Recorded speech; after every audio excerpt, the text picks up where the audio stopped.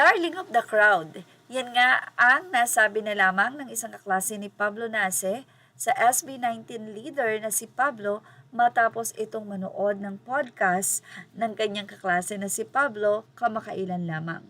Si Pablo mismo ang nagsabi na ang isa sa kanyang kaklase ay nanunood sa crowd ng nasabing ang walang kwentang podcast na kung saan isiniwalat nito na si Pablo ay always darling of the crowd.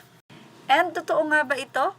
Well, isa pang kaklase ni Pablo Nace ang nagsalita hinggil dito kung paano ang CEO ng Onesie Entertainment, ang leader ng SB19 na si Pablo Nace ay nananatiling nakaapak ang paa sa lupa. Mula kay Atil Lalcohol, Facebook, sinabi niya na kaklase ko siya almost buong elementary years. We used to call him Nace. Dalawa kasi silang Paulo sa room. Hindi ko ina-expect na tatangkad siya ng ganyan kasi isa siya sa pinakamaliit sa batch namin. LOL. But since grade school, siya lagi yung nasa harapan pagsasayaw every recognition, graduation, school program. Magaling na kasi siya sumayaw ever since. Nai-invite din siya sa ibang school para kumanta. I remember bakit ngayon ka lang pa yung kinanta niya sa isang district quiz B na siya yung mag-i-intermission. In terms of academics, he is naturally smart.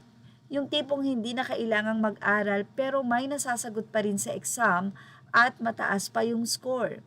Nasa honor roll din siya and first section. Grade 6 siya, yung pinanglaban ng school namin sa damat. Kung familiar kayo doon, ha. And madaldal siya. Hindi nagbago yung voice niya na matinis. Pablo, kung nababasa mo to, mag-reply ka raw sa GC. Char, siguro may nag-handle na ng social media niya and super busy na rin. Sino ba naman kami? Charot, ha. Nevertheless, he is exceptional. Lalong gumaling, but humble pa rin. Biruin nyo mga dating kaklase ni Pinunong Pablo ng SB19 ang nagpapatunay na talagang very humble itong si Pablo.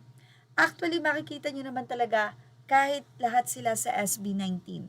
Si Ken, grabe yung pagmamahal at support niya sa 18 na sa tuwing magkakaroon sila ng guesting or magkakaroon sila ng concert or event, hindi niya nakakalimutan na banggitin ang fans nila ang 18.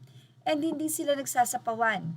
Kung kay Stel, nagbibigay sila ng time para sa isa't isa at talagang mayroon silang unity. Iyon ang pinakamahalaga sa SB19. Hindi sila nabubuwag ng pride or ng talent kung meron sila, kundi talagang nagtutulungan at nandoon ang kanilang kababaang loob. Sa kabila ng kanilang kasikatan, nananatili ang SB19 na nakaapak sa lupa. Well, yan po ang ating Showbiz Snap update. Images or all credit to the rightful owners. Thank you for watching Showbiz Snap. Please like, share, and subscribe.